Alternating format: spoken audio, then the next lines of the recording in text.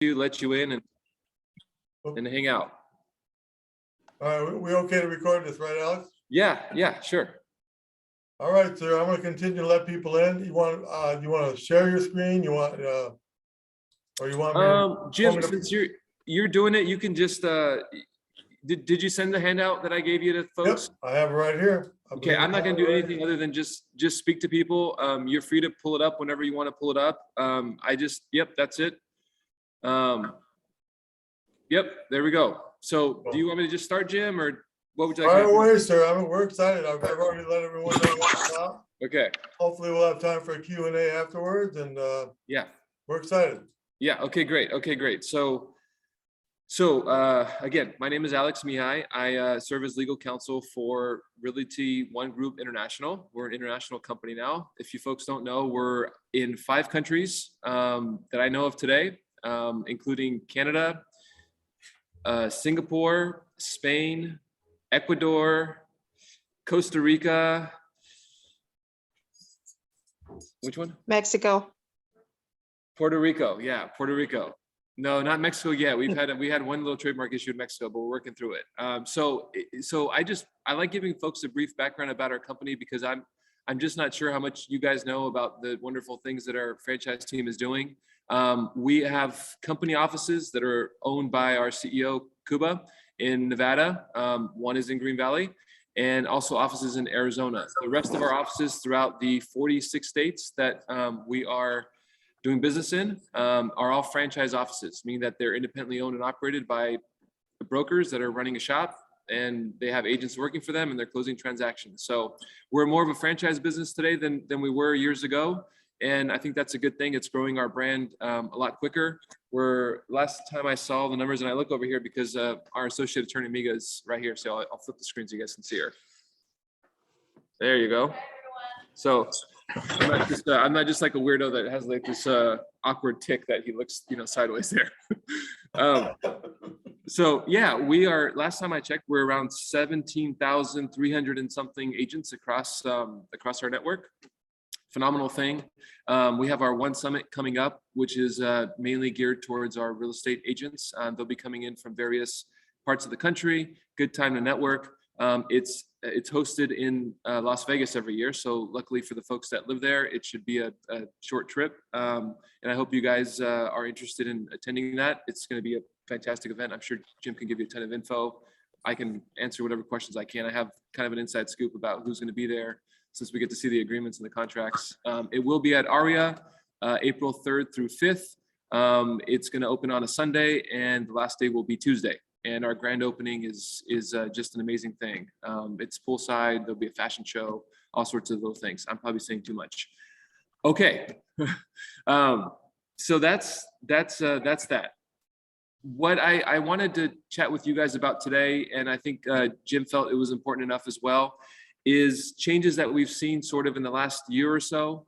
Basically in the last year, with that NAR has made to address, I would say, hate speech, discriminatory speech, and that's sort of the topic of today. So I want you guys to get a good feel of what the new rules look like, why we have these new rules, how that may affect your business, and then kind of take any questions. I'm not going to speak too long because I think it's pretty straightforward, but I want to make sure it really sinks in everyone's sort of minds what we're discussing, and then we can go into different scenarios like what would the consequence be, how is this going to be enforced? All these terrific questions sort of come up. What if I'm in a private Facebook group and can I not say this, that, there, whatever it is? Okay, so I'll start. And if you have a question, I'm sure there's a comment section, or Jim, you just can interrupt me because I think you have full access to this Zoom meeting here. So just interrupt me whenever you like if there's a question that you think needs to be addressed as I'm speaking. I tend to talk fast sometimes. I just want to make good use of you guys' time. I know you guys are doing a lot of things. So I absolutely will. Great. So let's just start with some background. So if we go back to right around May or June of 2020, okay, we're in the pandemic, we're a few months into it. And there's a whole bunch of national sort of, I would call, social movements. Okay, we had the murder of George Floyd take place that created I would say, a certain tension in our country. People were upset about what happened. That, coupled with several other things, just kind of going back historically to how we got to that moment. NAR at that time began receiving several complaints from local associations, some in Georgia, some in elsewhere, one in Chicago, specific complaints about agents posting things really along the lines of their sentiment, with regard to all the social issues that were happening in our country. And there were things that NAR felt and others felt in those local associations that were making the complaints, it would just cross the line. There were sort of racial underlying messages that were in these statements that agents were making. So NAR, after receiving a certain amount of complaints, said, okay, I'm gonna essentially task our professional standards division to meet, to get a panel together and to discuss these complaints that are coming in, and we need to make changes. If you guys recall, a lot of companies during that time came out and made statements against the movements that were going on, changed some of their company policies to be more inclusive, to ensure that racism or discrimination, whether it's gender bias or religious bias or whatever it may be, was not taking place in their workspace. And NAR felt the same. NAR felt that, hey, if we have one agent out there that is saying things that are inappropriate, racially insensitive, it reflects poorly on the whole. Okay, that was NAR's sort of underlining thought that guided them to make some of these changes. So they had their advisory board meet. They engaged in numerous discussions throughout late June, and they ended up making the panels ended up making recommendations to NAR's board of directors. NAR's board of directors approved changes. And the first one was basically a change to its code of ethics. Okay, and that's in the handout there, Jim, if you want to put that up. And I'll just kind of walk you through it. Do you have it up, Jim? Yeah, hold on. I lost it. Sorry about that. Right there. Yeah. So just scroll down just a little bit. Can you scroll down a little bit, Jim? Okay, right there. Yeah. Just number one. We're just going to look at number one. Okay. So if you look at what policy statement 29 said, it's, NAR's got this huge, I'll call it a booklet in terms of their code of ethics. It's a lot of information in there. One of the ways that they addressed how realtors should behave, and you see there the crossouts that we have here. This is the way it read prior, and this is the way it reads today. So prior, when an agent would engage, in certain, agents could be held accountable basically for their conduct with regard to their activity and what they say during the course of a transaction. So if an agent was going to make a statement that was, discriminatory or use a racial epithet, they could be held accountable under NAR's prior code of ethics if that statement was made during the course of a transaction. That was the way it read prior. Today, and after these changes, a realtor can be basically held accountable under the code of ethics with respect to all the activities that they're engaged in. It doesn't necessarily need to be a statement that relates to that transaction. The agent could essentially be having dinner with friends at a bar and post something on their social media that says, hey, I just saw this bartender. I believe he's of this religion, and can you believe this religion is, at the border trying to cross over, and that's just nonsense, and I hate that religion kind of stuff. Well, Alex, if I may, that's a pretty big deal right there. So while the rest of the world gets to post whatever the heck they want, we as licensed agents, realtors, members of NAR, have a different set of standards, even in our own private life, correct? Is that what we're saying? Yeah, even in your own private life. Yeah. Even in your own private life. So, the idea again is that NAR wants to make sure, that you can on one day when you're with a client, say all the right things and behave perfectly and, treat them just like you would anyone else. And then on the next day, you're at a bar saying hateful things about a particular race or a particular religion. So you can't be both. And that's what NAR wants to prevent against. And if you think a lot of professionals, organizations, even organizations that, lawyers belong to, I belong to the California Bar. There's language in our code of ethics too that prevent attorneys from making, certain speech that would, be perceived as discriminatory. Well, to me, So- it's bizarre you even have to mandate that, but I guess you do. Right? You're right. Yeah, right. So that's the first one. That's one of two things that we're going to discuss today. So that's the first message that we want to sink in, is that your behavior now with regard to all of your activities, not just in relation to the transaction, can be held accountable and can be subject to disciplinary action under NAR's code of ethics. Okay. Mhm. Any questions on that? Okay. I think that's pretty cool. Okay, we'll go into sort of what exactly What happened?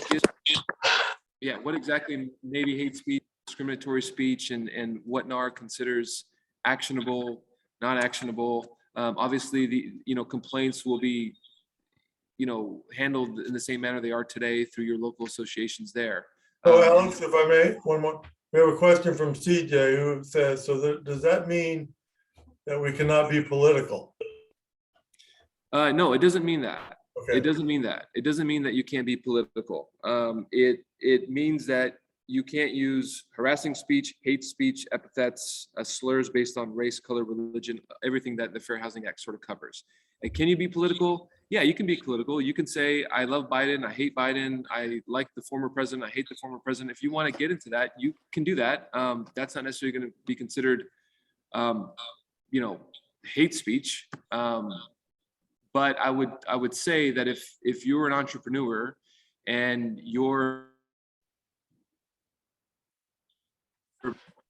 can you guys hear me? Yeah. Hey, you broke up a quick sec.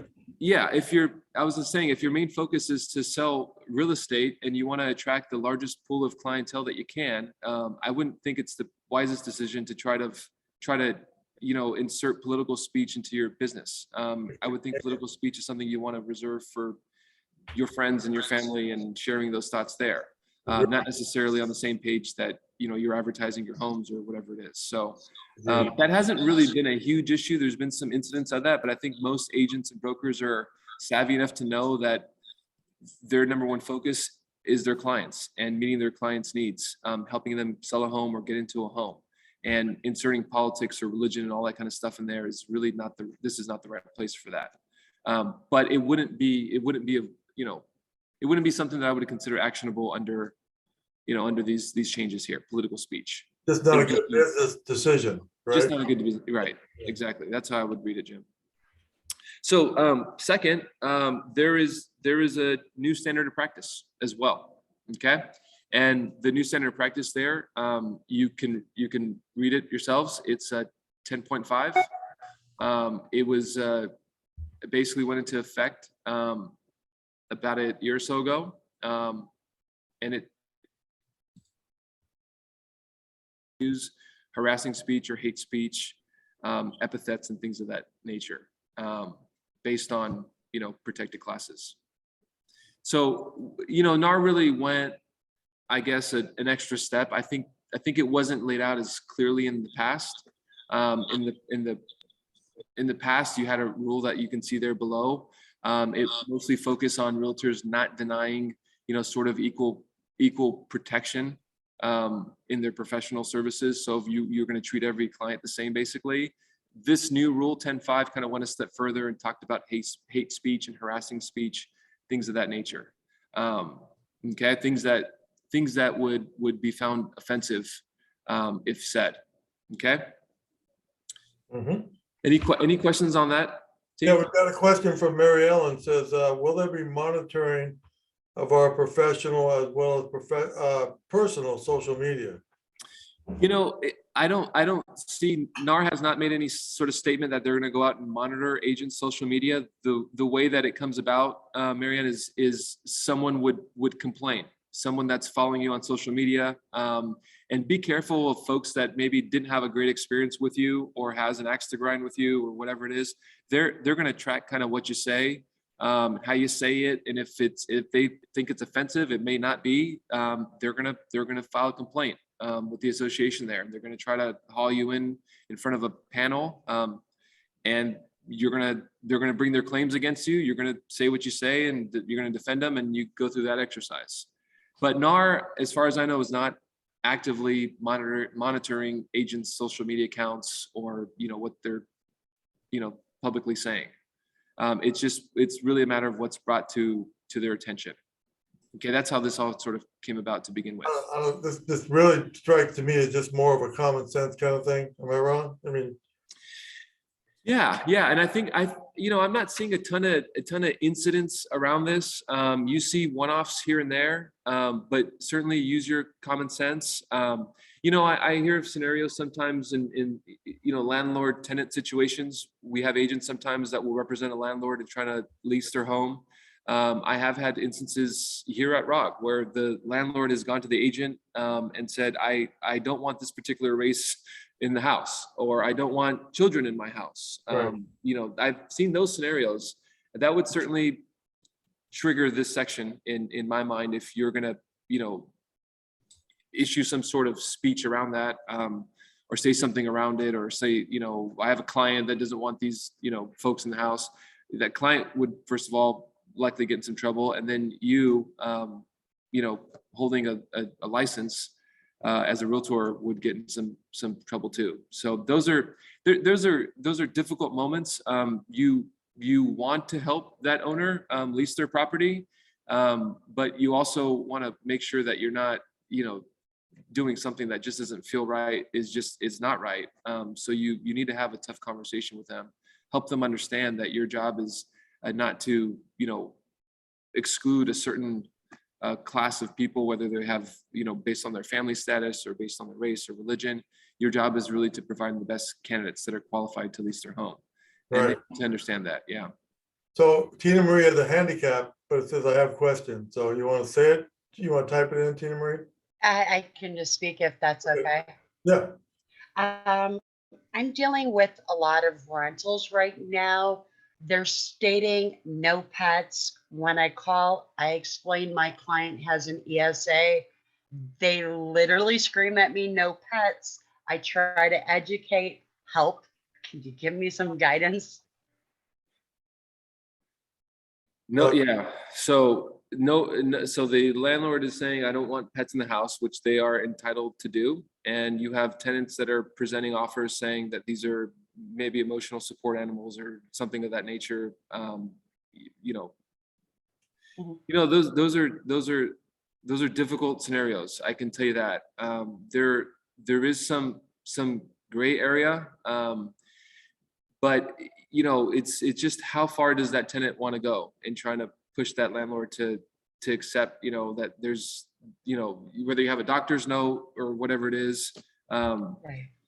Those are just things that you have to sort of push on that landlord to say, hey, here's some medical evidence of the need for this pet. But at the end of the day, the landlord is going to take the risk that they take. So if they continue to say no and to exclude, that pet, even though there's maybe a medical need for it, the landlord could be in hot water, and apparently they're willing to take that risk. So, well, for the most part, we represent individual owners, not landlords of big apartment units or anything like that. So they kind of make their own rules. They really do. yeah.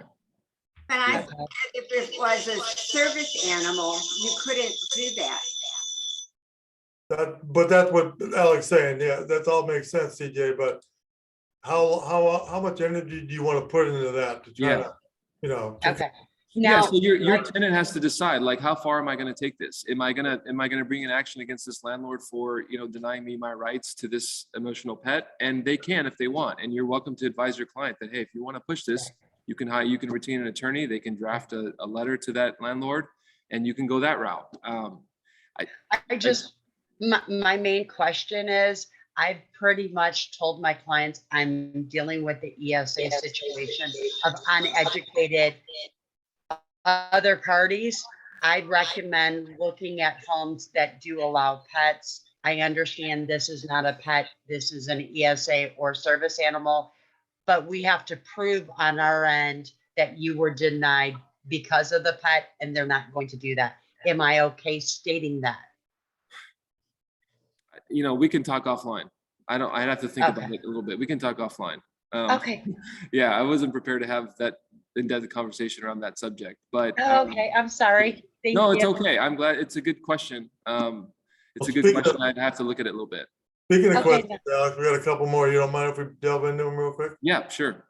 Jaime asked, is there a difference between your personal profile and your professional one? How would NAR view the complaint? And yeah, so yes, there is definitely a difference, but you want to talk about that? Yeah, if you're post, so if you have a closed group, I guess, where you have, you know, 20 of your favorite friends, you know, and then you have another profile where it's open to the public. You have your regular Facebook account or Instagram account, however you guys do your business. You know, things that you say in that closed group, maybe it becomes public, maybe it doesn't, maybe it stays in that closed group. But if someone reposts it or resays it, yeah, you can get in some trouble for that, sure. So just because it's a closed group doesn't then give you the right to make, you know, racial slurs and then not be held accountable for it under these rules or under maybe other rules. Yeah. Okay. Thank you for this. This is awesome. This is good stuff. Yeah, let me.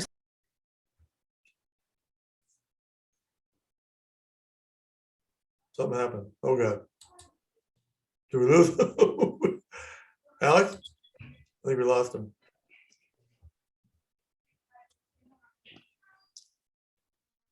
Bear with me, guys. I think we lost him for a second here. He'll come back on.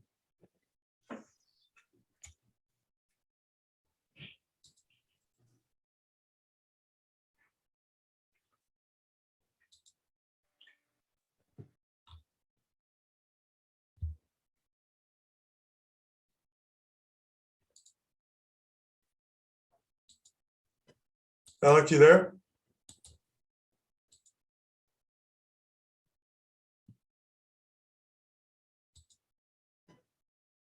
Alex?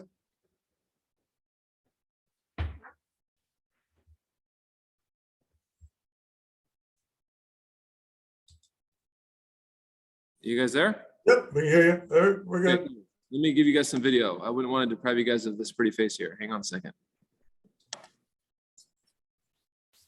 Okay, hang on.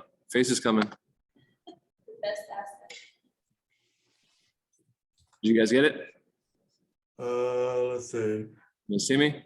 Yes. Okay, cool. I wouldn't want to deprive anyone of this. The mustache. I get teased by the guys here in the office and the girls sometimes about the mustache. So let's see. I went down number 3. Is that where we should be or no? Should I go up a little bit? No, you can go wherever you want, Jim. Thinking number 3, because that's what ultimately everything involves around the public trust and the public, you know, the way we serve the public, right?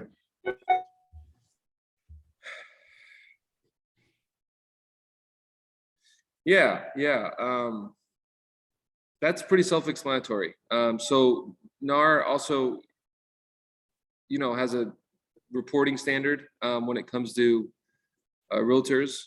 And then obviously there's a definition of public trust Mhm. that now includes, you know, discrimination and some of the things that we just spoke about. So public trust is going to encompass now discriminations against protected classes.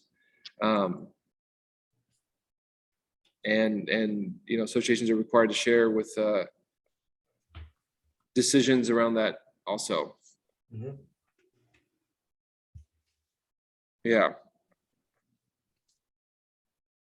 Yeah, you know, I think in the past we kind of thought of public trust as dealing with you know, client funds or consumer funds, misappropriations of funds, things of that nature. That definition of public trust now is going to encompass a little bit more. It's going to encompass you know, sort of this discrimination against classes and speech that you make that can suggest that. Okay. Okay. I think a lot of that has been taken out of our hands, which is good. The system has taken a lot of that out of our hands because, you know, back in the day when I used to sell real estate, we used to get a check, sometimes cash, and now it just all goes right to escrow, which is very good. So. So I have a question. I put it on the chat, but I don't think you guys can see it. Huh? So how would we go about like stopping servicing to one of our clients if it gets to the point that he continues or she continues to say, I don't want these race people here, or whatever. How do we go about that and avoid him complaining and turning the tables on us?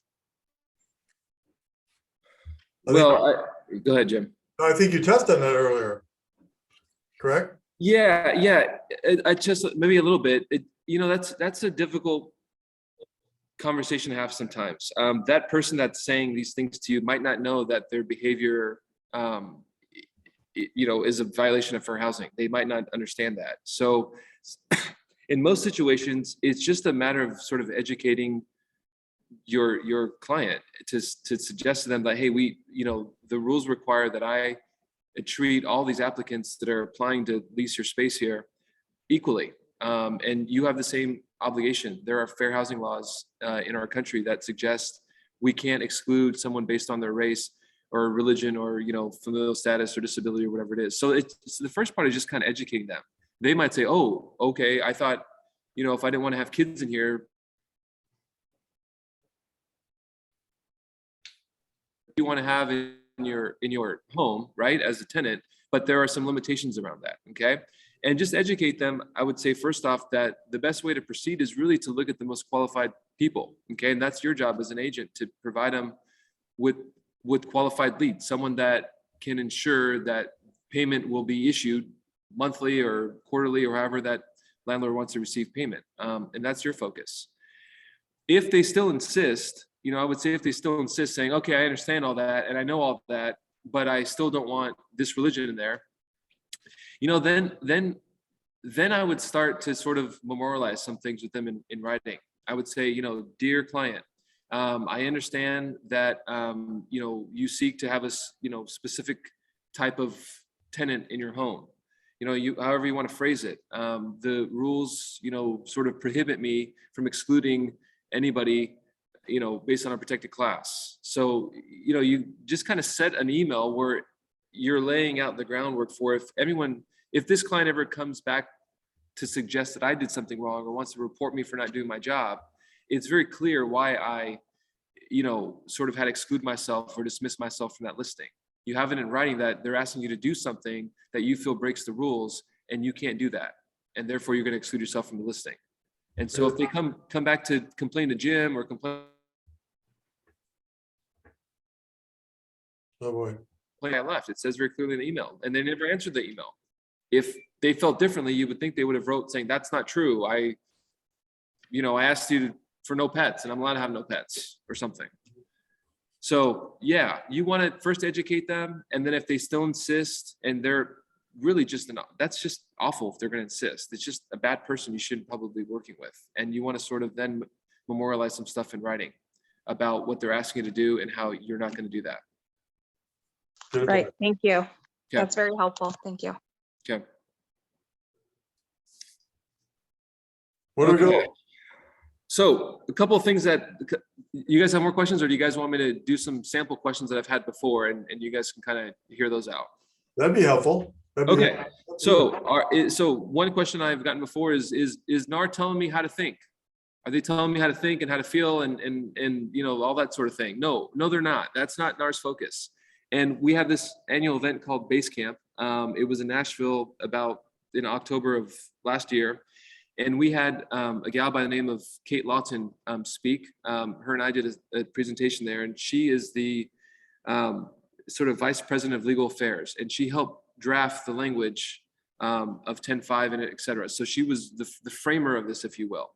And I remember questions coming up specifically around, hey, if I feel like the issue at the border is an awful issue and it's not being addressed by our government, can I have those opinions, or am I going to be held accountable?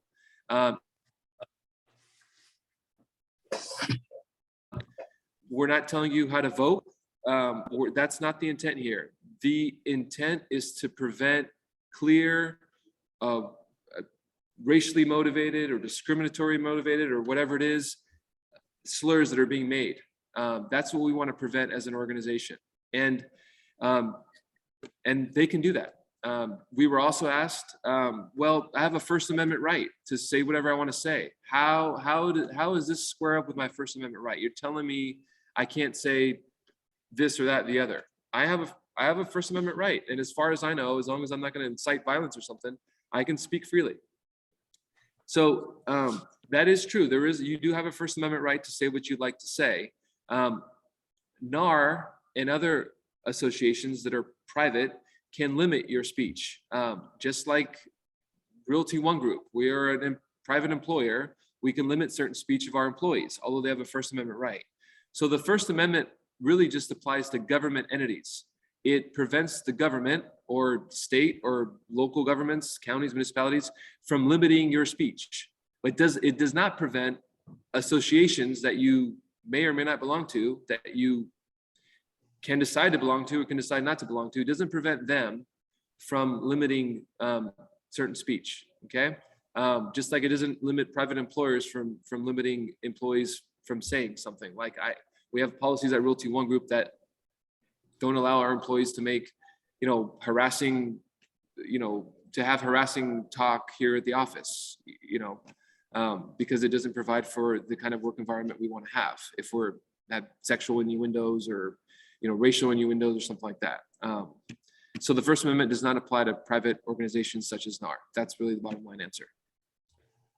You have a right to do all that, but you also run a business. And if people have a right not to use you, and people have a right to disparage you throughout the community. So bad idea. If you're going to start letting those type of things flow over into your business, not a good idea. That's just my 2 cents Right. on it. Yes. And there, I don't know if I can say this is true for every realtor, but I've spoken to enough professionals now in our network at Realty One Group where there's always an instance comes along. It's not every day, it's not even every month, but an instance will come along. Either you'll have direct knowledge of it because your client's asking you to do something, or another agent will say, hey, can you believe my client asked me to do this? And that's where, you have to just use your common sense, use your good moral compass. Not everyone is meant to work with everyone. If you see behavior that indicates to you that there's some sort of discrimination taking place, it is just not worth it to continue working with that individual sometimes. You just want to exclude yourself from that relationship because it's going to lead to something that you're going to regret. If you continue to work with them, knowing that they have certain beliefs about a certain religion or excluding a certain race or family from their house, that will come to light at some point. It's hard for people to sort of hide their colors forever. And it's interesting how that comes to light sometimes. It just is. And you just don't want to associate yourself with that. It's just not worth your license. It's just not worth all the heartache. That's kind of my closing argument, if you will. Yeah. All right. Yeah. Go ahead. Any more or no? Well, I just want to thank you again. Great examples that you placed. And as Jim stated, like we run our own business, and that's really important. I appreciate that the company cares enough to, also give us this information ahead of time before, we start seeing kind of, being caught off guard, as they said. But it's really important because what we see up there from other, realtors as well, also doesn't give us a good impression, for us, an image for us as realtors, right, what we see in other ones as well. So right, thank you so much. Appreciate it. And I like the mustache, by the way. Oh, thank you. Thank you, Jaime. One thing you guys are probably, the last thing I'll say, one thing you guys are probably dealing with, because it's such a competitive market. I know maybe in the last 30 days, maybe it's, with rates going up, maybe there's a shift, but at least here in California and from what I'm hearing in Arizona, it's very competitive for folks to get in and get their offer in, get it reviewed, get it accepted. Things are happening very fast. So one of the things that we do see a lot of, and NAR has issued some guidance on this, these transaction letters that a buyer will want to mail over to a seller or have you as their agent send to a seller. And it's essentially intended to describe the buyer for that seller. My name's Alex. I have a family of 5. We love your neighborhood. We love your community. Encloses my offer. But let me tell you a little bit about myself. I've been working for 20 years and, as an engineer, and, my wife and 3 kids, we love to visit, refugee homes in Western Africa and do all this volunteer work. So you get these letters that describe the status of these people, and you as an agent, you look at your buyer client and you say, okay, you want me to present this with the offer. There's no law that says you can't present it with the offer. And if you're on the listing side, there's no law that says you can't accept that letter and then give it to your seller and say, well, here's some information that came with your offer. Okay. And I'm sure, Jim, that you've probably had some of these come up. They're referred to in the industry sometimes as love letters. Yeah. I don't know why they call them love letters, because maybe it's a nice term, but love letters. That sounds good, but that's not what it is. It's not really what it is. It's I would call them informational letters. And just so everyone knows, why this is an issue, why this is controversial, NAR has said that they sort of frown against it. NAR has come out and said we would guide our agents and our realtors to not really engage and make this a part of the transaction. And why is that? Well, it can expose the seller, it can expose the brokers and the agents to this concept that they made a decision on which offer to accept because of information that was in that letter. And that information had to do with, the family status. I have 5 kids, or had to do with, I was born in, Western Africa, and that's where I like to go to, do charitable work.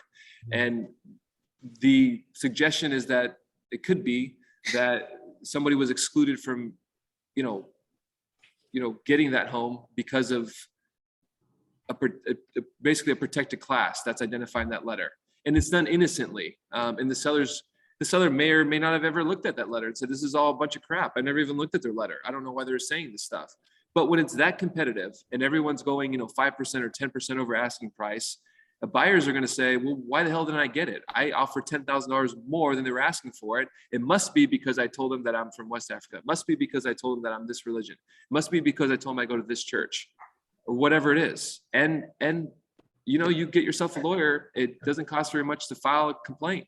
And that's what happens. So that's the risk there. I think we as a brokerage, Jim, we've told our agents to be very careful with these things.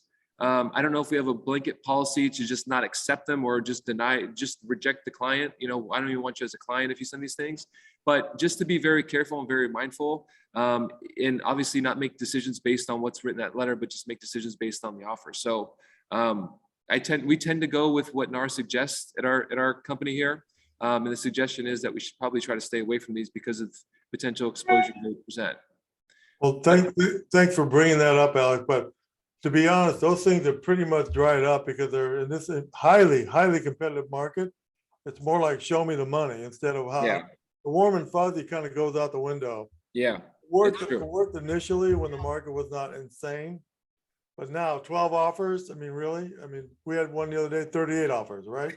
So, wow. But then again, I didn't really see the harm in sending a little letter about yourself, but you explained it perfectly when you start talking about, you're from different parts of the world and things like that. That could all come back to haunt you. And I've seen a few of those things backfire, because later in the deal, when things don't go so right, the seller starts saying, I based my decision on this, or I thought you were a good guy, or whatever the case may be.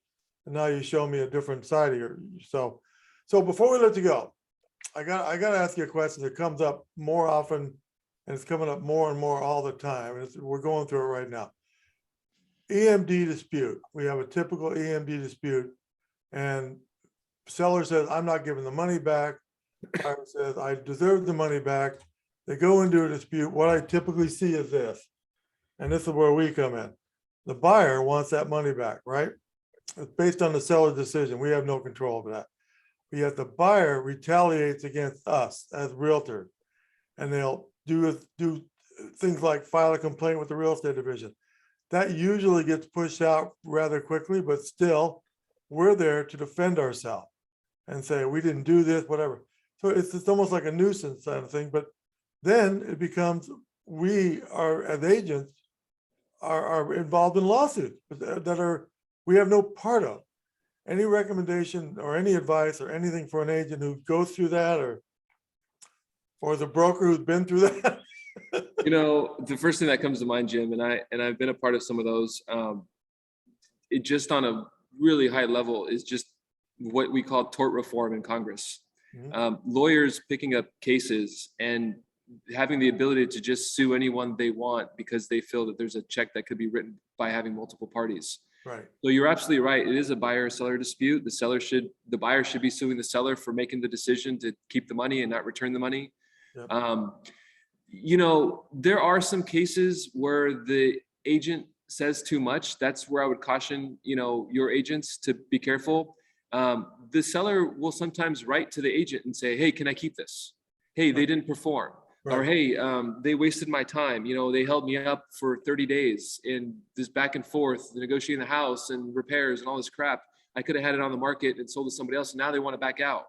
Yeah. And the agent, you know, then starts blurting a bunch of stuff. You know, yeah, you should keep their money and you shouldn't do this. You know, so when we have that sort of thing, you know, there could be a claim made against us that we sort of went beyond our duties to that client, went beyond our professional services. Right. Our professional services don't really include, you know, making legal determinations around whose money it is and whose it isn't. But once we implicate ourselves in that conversation, the claim becomes more ripe and it becomes more juicy for an attorney looking to sue us. So that's where I would caution to stay out of it. But, you know, there's no way we're going to stay out of suits because lawyers are being prudent and, you know, doing the reasonable thing here, Jim. They're gonna sue as Yeah. many people as they can. And if Thank it's a large amount of money and they're getting paid by the hour by their client, yeah, they're gonna try to sue the bigger pockets, which is usually the brokers involved. You're one of the few attorneys I know who gets all that and actually. No, I think a lot of them get it, but they just resist the urge anyways. They just resist the urge anyways to do the right thing. It's about money sometimes, and it's unfortunate. And it's when the buyer starts disparaging the agent as well. Yeah, And writes all these bad things, and you know, you don't Yeah. know if it's gonna peel off on social media. yeah. You just don't Don't know. engage. All I can say, guys, is don't engage when you have a client that's hot. I would go to Jim. I would chat. Oh, lost you again. Can I ask one question? We lost him. We lost Alex again. Hold Oh, on. shit. What'd you say? I said, oh, shoot. You're swearing on the air, Ed Farnham. No, I'm not. It's a violation of NAR. Yeah. It's gotta be a violation of something. Stop that. Jim, will we be able to get copies of what Alex has posted here? I'll post it on our Facebook group, Marielle. That'd be great. And thanks. I'm recording this and we're gonna post the whole thing, so Okay, you'll hear it all, thanks. live and in color. As soon as Alex gets back, I want to address Bonnie's question. Bonnie has her hand up there. Let's see.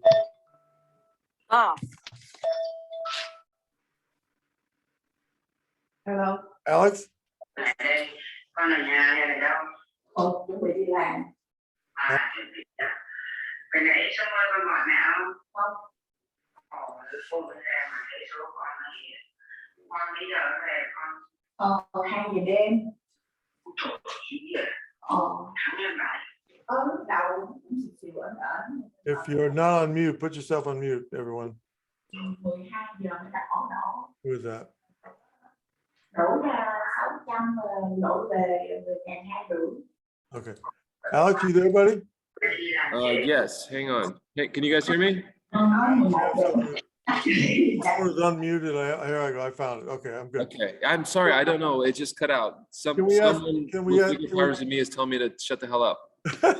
No, can we impose you for one more thing from Bonnie, who happens to be going through exactly what we were talking about? Yeah.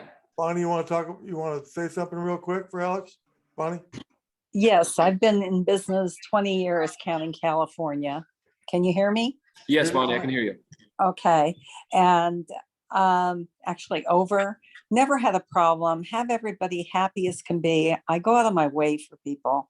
And in a situation where a buyer got all the way in a very, really nice house, all the way to going to sign, went over, did a walkthrough, a couple little things weren't done. The seller had done everything and bent over backwards for what they asked for. And they asked at walkthrough to have noticed something that wasn't even on the inspection report that they wanted done, and a couple of other things. My sellers agreed, and the other agent, the buyer's agent, asked me, said his agent or his clients wanted something drafted for an extension and that those things would be done. I drafted it. I sent it over to him. It wasn't until the night of the day it closed that I received something, and I just had eye surgery too on that day. So it was really bad. That said that they were canceling, and the other agent was the verbiage. I wish I have it in front of me, but I didn't bring it up right now. But he was saying they wanted the full earnest money back, and until they got it, we couldn't put the house back on the market, or my sellers couldn't put the house back on the market. We know that's bogus. Why would an agent put something like that in there? That's exactly where this buyer got off, as the agent did it. That once they got their money returned, that my sellers could put the house back on the market. Well, they totally didn't go through with the deal. So of course he could put the house back on the market. I love when other agents tell you how to operate your business, right? Yeah. And That because agent must not have been trained at Realty One Group. he wasn't, No. but he is with Berkshire, I think. Maybe I've got that wrong. I should have had that open before I asked this question. Alex, you get the idea. This is what I talked to Miga about the other day, actually. So, Okay. Yeah, Miga's familiar with this one. Yeah. Yeah. You know, and I know the general counsel pretty good there too. Darren, he you know, he does kind of what I do for different brokerage. He just does it differently. Yeah, you know, it's just an agent. He can't do it, but he's going to ask. You know, I can't negotiate the price of milk when I go to Costco to buy milk. I can't go to the counter and say, you know what, I'll pay you $6 for this 2-pack of 2 jugs that cost $7 because inflation sucks and I hate inflation. So I'll just give you $6. I mean, they're not gonna, it's not gonna get me anywhere, but I'm free to just speak. I mean, I've got the First Amendment right to speak, I guess, at Costco and ask for something, try to negotiate something that's not even negotiable. So sure, they can, but you know, hey, there's maybe a 1 in 1 millionth chance that I get some sucker at Costco that says, you know what, I'm going to make an exception for you, sir. I'm going to sell you that milk for $6 instead of $7 because I hate inflation too. I don't know what they'll do, but you know, yeah, they can say things. Doesn't make it right. Your clients have, sure, they have protections. It's their house. They can sell their house how they want. They can sell it freely. You're out of contract. You've signed a, you know, cancellation, whatever's happened. And yeah, your client has the right to do what they like to do. Wow. and I've been telling Bonnie all along, as you said earlier, disengage. Just don't even. Yeah, just Yeah, I disengage. haven't. I've Yeah. gotten She hate. has not. She has not at all. I've got hate email from this man directly to me from one of the buyers, because it was him and a lady, and he is giving me hate email and I'm not engaging. Yeah. I'm a CRS, and he sent something to them and they told him to go to Red. And so he filed with Red against me, and he's now filing with Galvar because they told him what to do against me for things that he's claiming that I spoke directly to him and misinformed him. He even made the statement that I had another house in escrow, that same house in escrow with somebody else at the same time. I mean, I don't know where this stuff is nonsense. Yeah. Yeah. And it's just coming out of his head and going down on paper. It is nonsense, Bonnie, and I'll tell you right now, it's not. It's becoming more and more common because people are getting desperate, and they tie up $5,000 or $10,000. I'm sorry, Alex, I don't mean to interrupt there, but I've seen this time and time again. So again, Alex, any advice at all? I know don't engage is probably the best advice, right? I mean, you're gonna have to go through that process, Bonnie. You're gonna have to just keep your Yeah. cool. Yes. Jim's right. I wouldn't engage and start writing things that they can twist around some more. They've already, these characters have already shown that they're gonna take your words and scramble them up to mean something else.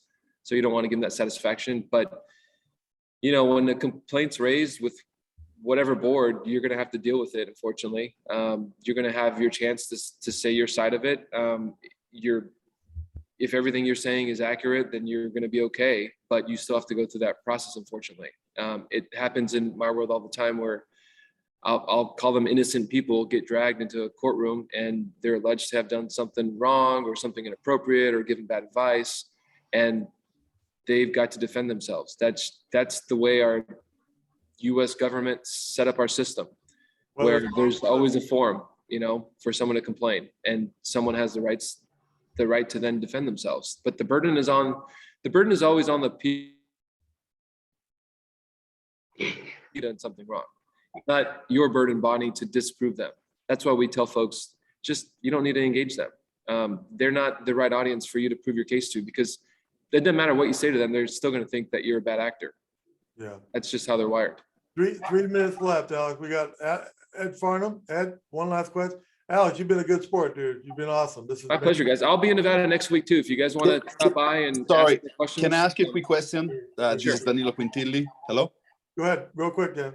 Very quick. So based on based on NAR about rejection, seller rejection sign on the RPA, according to the National Association of Realtors, offer may be refused verbally. I think that's BS, because I had a listing and I had to have the seller sign 26 rejection fairly to the buyer agent, because I don't know if the listing agent I presented my offers about listing price, by the way, $10,000-$20,000.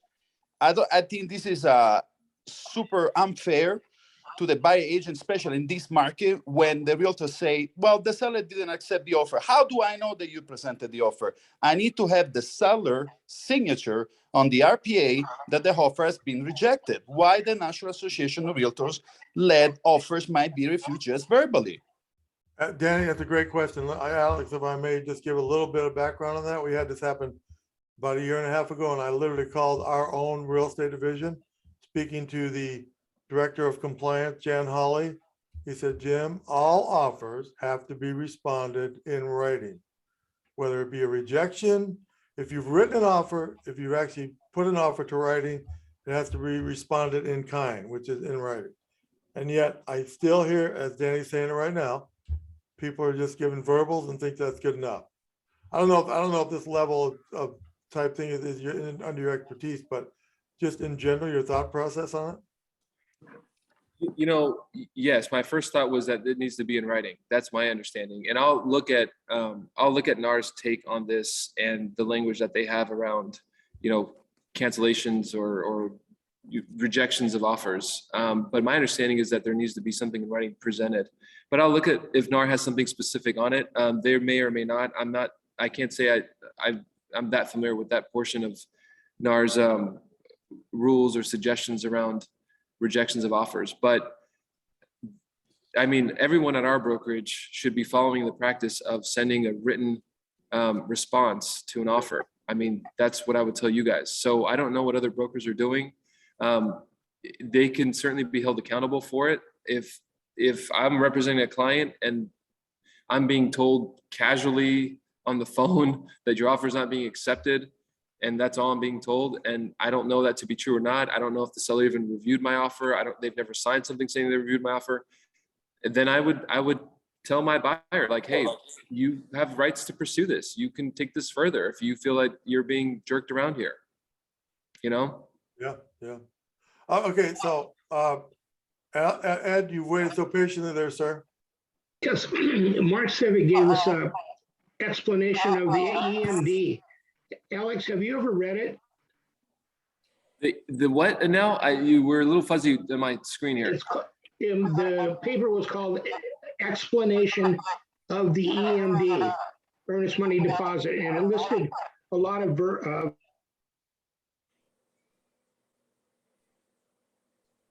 Ed, you broke up there, sir. You're on mute.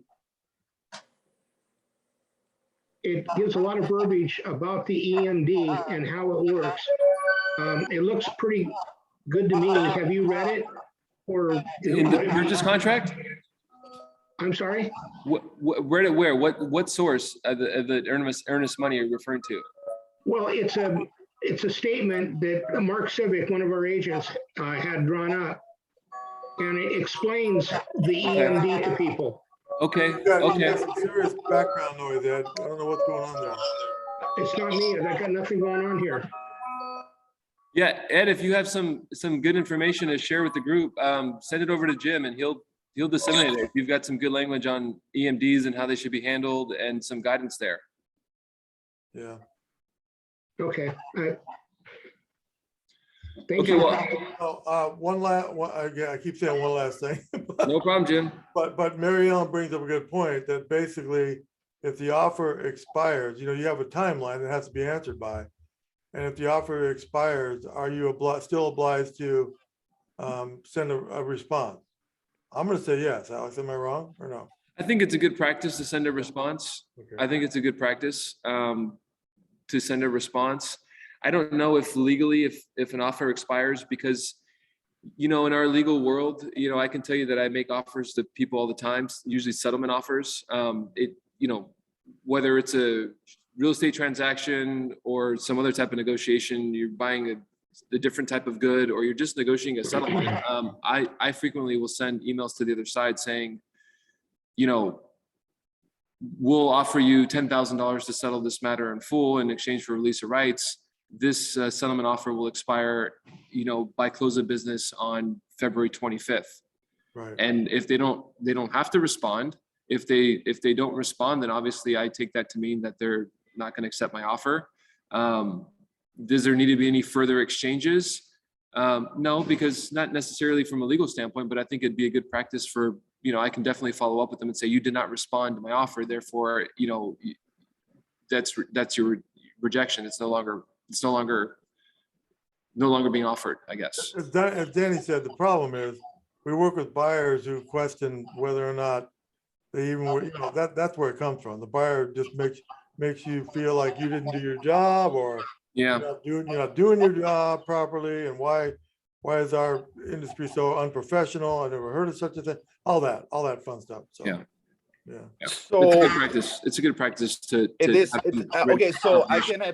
can have Jim or John send an email from broker to broker and request as a mandatory reject seller from on the RPA. Can I do that?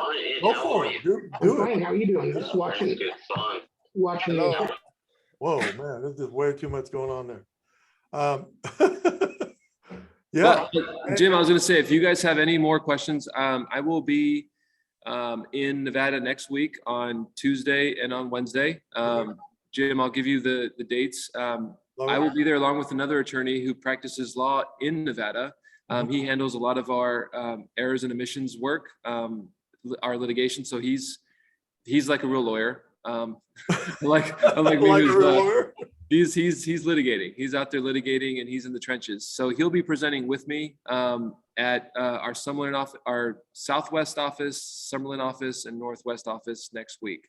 And Jim, I'll give you that schedule, but it's basically Tuesday and Wednesday of next week. And if any of you folks want to attend, there's not an issue there in my mind. I'm hoping they're going to put it on Zoom too, or they're not. You don't know. Or... Yeah, I think they might. I don't know. You can ask Damon and Jeff and those guys if they're going to do it. I think Jeff usually does do a live Facebook feed. So yeah, I think I can find out and I can let you know, Jim, but I'm pretty sure they will.